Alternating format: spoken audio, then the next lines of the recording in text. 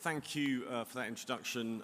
Good morning, ladies and gentlemen, Your Excellencies. And I would echo Karen's words that it is great to be here in person. For the last 2 years, I have been one of those people in a basement somewhere in central London where we have done what was, I think, a fantastic online event. But seeing the same excellent production team I have going through my head the words, "Don't slam the door," which was very much the theme of how we had to behave when we were down in that basement. So it's lovely to be here with no doors to slam. For control risks, Africa remains a hugely important part of our business. We have 6 offices on the ground. We have 300 people roughly working on projects. We're active in about 30 countries in the region. So it is a hugely important part of control risks, and it always has been, and it always will be. The headline of my talk today is Africa's role in a time of geopolitical turmoil. So I would ask you to please bear in mind, I think, the excellent opening remarks we heard from the president of the AFC, Mr. Zubaru, because this is going to get a little bit depressing in the middle, and I will try and lift it up at the end, because there is absolutely a world of opportunity for investors in Africa.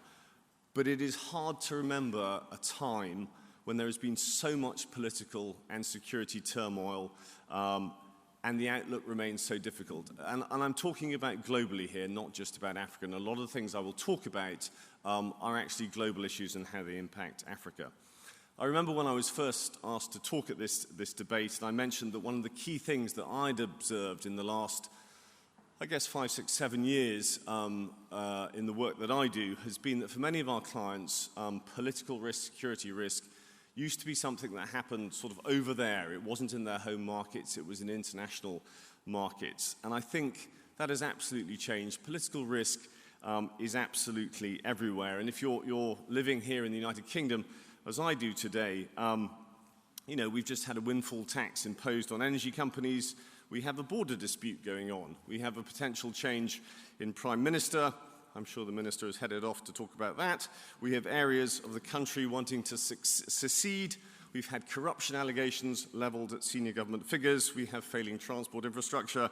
We have involvement in a war nearby. I'm not here to sort of heap comment or criticism on the successes or failures of the administration, but the point I want to make is that political upheaval is very much a fact of the current age.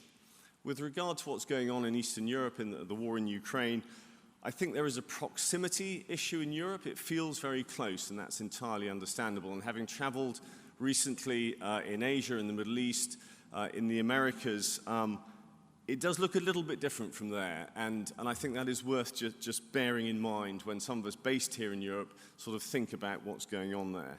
But let's be absolutely clear. We are in a time and an age of increased geopolitical competition. And whilst NATO, Europe, and Russia is part of the story, I think the theme of the next decade and more will be how does the world accommodate a China that is ever more powerful and forceful, both economically, culturally, and indeed at times militarily. African nations in the main are looking to maintain a positive dialogue and relations with both the US, China, the European Union, and Russia and other actors, but they do at times find themselves pressured to take sides. And maintaining neutrality, I think, will be a continuing challenge for a number of countries, because they will find themselves strategically more important than ever before. And I think some of those themes that Mr. Zubaru picked out this morning earlier are really important. Obviously, energy, and particularly liquefied natural gas, is hugely important to European energy consumption going forward. But also, as was talked about, the potential for agriculture, the potential for other forms of energy. And so Africa, strategically, I think, has a hugely important role to play. Over the past 2 years, I know those of you who tuned in online, you will have heard me talk about globalization and some of the challenging global trends that are affecting Africa. The idea of globalization was already in deep trouble before the pandemic, but the subsequent impact on supply chains, the inexorable rise of political nationalism and populism, I think has caused greater challenges for the easy deployment of capital and resources around the world. But in many areas, and we've actually heard some of this picked up, which I think is excellent, is that the trend in Africa in many ways has defied those global trends. With the launch of the Africa Continental Free Trade Area a few years back, and we heard from the Minister now how the UK is now seeking to engage with that. Examples such as SADC forces bringing greater security to Mozambique, and continued collaboration at a continental level around health initiatives. So as the world fragments into competing groups, which I think is where we are, I hope that African unity will be a powerful force on the continent to avoid some of the pitfalls of the geopolitical turmoil that we find ourselves in. And outside of its importance as a resource provider for both energy and other important metals, I think the continent, though, will find it looking more to itself than it will to outside partners. There is no doubt that the contested world stage and the economic and political issues that face so many developed nations around the world will mean that there is less attention and focus on Africa. And yesterday evening, when I was talking through some of these remarks with one of my colleagues, Vincent Rouget, who's here, he was giving me a number of examples where initiatives have stalled or indeed been pulled from developing nations because of, as they refocus on their own particular issues, and that is unfortunate. And this is a real issue, and I think one of the headlines of the conference agenda as it was published, saying this gap between the need for investment and what investment can be attracted. The pandemic has left many countries, and that was alluded to already by Mark, with a significant debt burden, and indeed some of these countries have been borrowing extensively before. And I recall a report from December 2021 that I think listed some 16 countries that were already looking at a debt to GDP ratio of over 70%, and I think Kenya is about to get there shortly. And the World Bank recently issued a report listing 20 African nations in a list of 35 or so that they classified as debt distressed. And the current and likely continued strength of the US dollar will not make this any easier, particularly for countries that have US-denominated debt. And the recent, a good example of the cycle that this feeds, I think if you look at the Malawian currency devaluation, a 25% devaluation in recent weeks, is a stark example of the challenges that countries find themselves. And we are looking at a period of high inflation globally, but particularly on the continent, with a 30-year high of 13% is what's being predicted. And there are some outliers in there, Sudan, Zimbabwe, very high inflation rates that do skew it a little bit. But with major economies such as Nigeria already into the high teens, I think this is a real challenge for the continent and many countries globally. And our partner, Oxford Economics, is seeing or beginning to predict the drag effect that this will have on economic growth. I think their latest revised figures showing some sort of 2.8% at the continental level, and there will be variations obviously beneath that. But it is not at a level that is, or is only just at a level that is sufficient to keep pace with the demographic pressures that exist in Africa. And we're seeing that flow into the political discourse. If you've been following the campaign of William Ruto in Kenya, very much picking up on those themes. And even in some of the more benign security environments, you're seeing protests. And this is not unique to Africa at all, I think, but in places like Mauritius and Senegal. And we can be absolutely sure that in the hotly contested elections that are coming up in Nigeria next year, that this issue of inflation in the economy is going to be absolutely a headline issue. So when we look at the main themes of the conference, we have prosperity, people, planet, and there are very few countries in the world where I think prosperity will be easy to achieve in the year ahead, and Africa will be no exception. And it's usually true that it is the poorer nations of the world that are most hit when they're exposed to energy or food supply shocks. And that was a very clear and simple reason why the chairman of the African Union and President Macky Sall of Senegal traveled to Moscow to discuss food supply issues with President Putin. It's already been mentioned, but food supply is a real challenge, but also an opportunity. And so I say, as I go through these somewhat gloomy remarks, two please bear in mind those comments about the opportunity that sits behind this. But at the moment, indeed, some major economies are spending, in household spending, 50% is on food in places like Ethiopia and Ghana, and the cost is disproportionately affecting these countries as global prices rise. And President Museveni of Uganda was just talking in May about Uganda spending or losing $870 million in tax revenues as it looks to support food prices. So food insecurity is growing, and some of that is exacerbated in places where there is climate change, and for that I think about the Sahel. And there is a follow-on impact into sunflower oil. And what we haven't seen, and this is again a global issue, is the impact on fertilizer prices and the impact on yields. And whilst there is a determination to change some of that food supply, and that was alluded to again this morning, places like Egypt looking to get to about 60% of food self-sufficiently, this just makes it harder.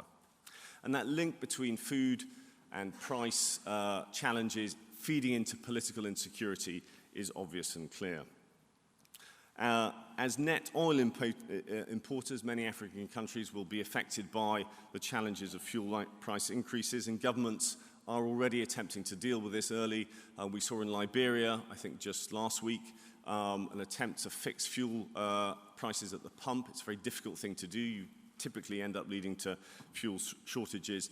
And the opportunity, obviously, for Africa is actually to do more around petroleum refining, and we look forward to the Dangote refinery in Nigeria, for example, coming on stream eventually, and there are opportunities to try and refurbish, and I'm thinking of here Sonara in Cameroon, petroleum refinery as Africa, I think will seize this moment to become more self-sufficient in some of these areas. And we as a firm do monitor the potential political impacts of rising inflation on stability, as you would imagine. In some places, I think where there is organized civil society and labor movements, you will see that spring to action, as you will see globally, and I'm thinking here countries like Ghana and Uganda, but there is always a risk that some of these issues sort of trigger more political upheaval. And again, a global trend, but there is the challenge that as countries try and grapple with these issues, there will be the potential for more populist and sometimes even military interventions. There is very little evidence that a military intervention ever helps much, but in the last 18 months we have had coups in Mali, Guinea and Burkina Faso. So the immediate priority, and there is, I think, an important that as we think about these challenges, to think short-term and medium-term. In the short term, governments in Africa are going to be focused, as governments all around the world will be doing, in terms of these immediate proximity challenges, which are very real. Ghana already spends 40% of its revenue serving external debts, and I think the point is that the ability to borrow more, the ability to deal with these issues will be very challenging. The risk for investors in Africa is, and I alluded to this in my opening remarks, as seen in the United Kingdom with the windfall tax, that governments seek to try and find revenues from the private sector to fill some short-term gaps. The longer-term opportunity, the medium-term opportunity, I think is for investors to see the ability to fill those gaps, whether that be in energy, whether that be in food. And I will come on, as I move into a more optimistic section, about some of those opportunities. If we look at that second theme around the planet, there is a major shift going on, obviously, in energy supply. And there is no way that Europe will go back to its utter dependence on Russian energy imports. I think that lesson has been learned. Russian energy will shift eastwards towards Asia, to China and India in particular.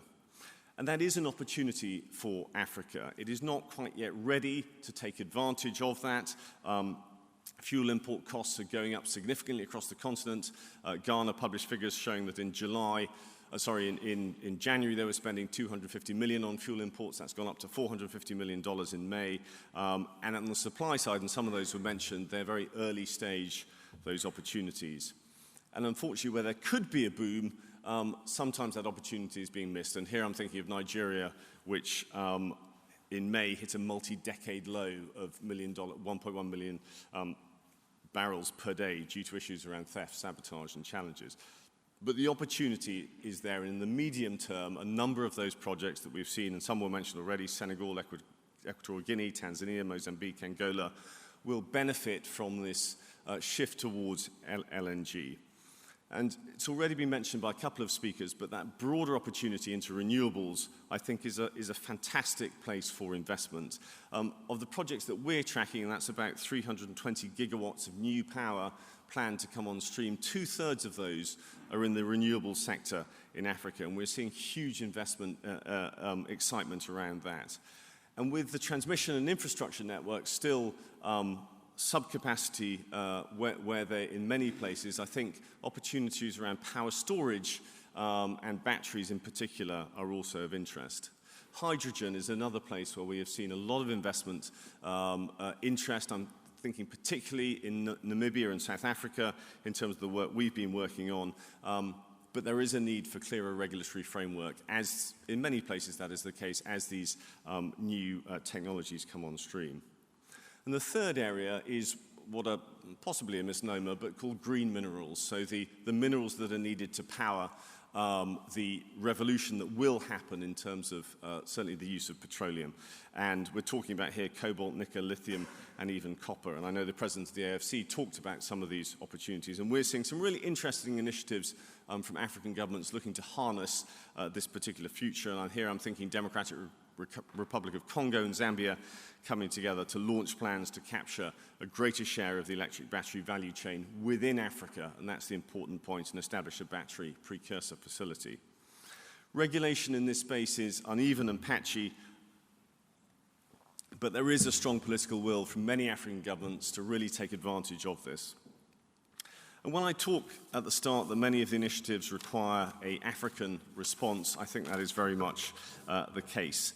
How the continent responds to the demographic pressure, the need to provide jobs for young people and a growing population, because the youth of the continent represents, I think, most important strategic challenge that Africa faces, but also the greatest strategic opportunity that the continent has.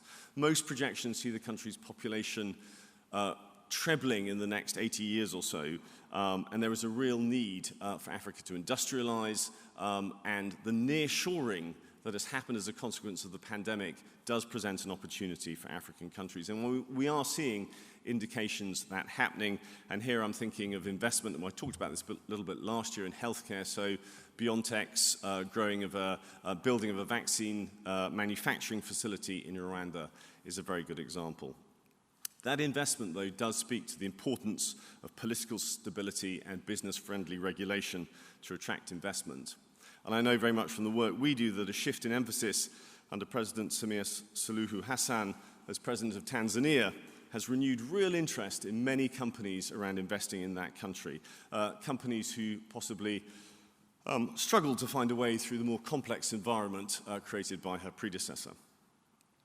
In an area of geopolitical competition, the importance of good governance and independent institutions, I think, can sometimes fade or be subverted by other considerations. A good example of that would be how the United States is changing its approach to Saudi Arabia, as an example. For many countries in Africa, I think that presents an opportunity to mend or reset relations, or indeed possibly ignore some pressures that they may have had. And I think there will be a very muted response to the Tanzanian constitutional referendum in Tunisia, the Tunisian constitutional referendum that is coming up compared to what might have been. But the caveat, I think, that we must bear in mind is that as we head into a year with lots of economic headwinds, it's the national populations that will demand to know where the resources are being invested and who is benefiting. And that's absolutely not unique to the continent, but there will be upheaval and there will be change as a consequence. And it's always easy, particularly in my role, to point out the risks. And I think it is also important to point out where there have been success stories. And a recent one that springs to mind, seeing Angola joining the EITI just this month on the back of a promise made 2 years ago by the Lorenzo government.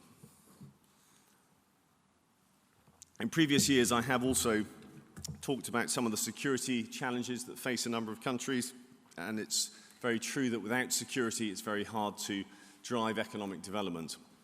We have seen a real change in northern Mozambique with the SADC mission there, largely done by Rwanda, that I think will provide a route to revenue for the Mozambican government for their huge gas fields there.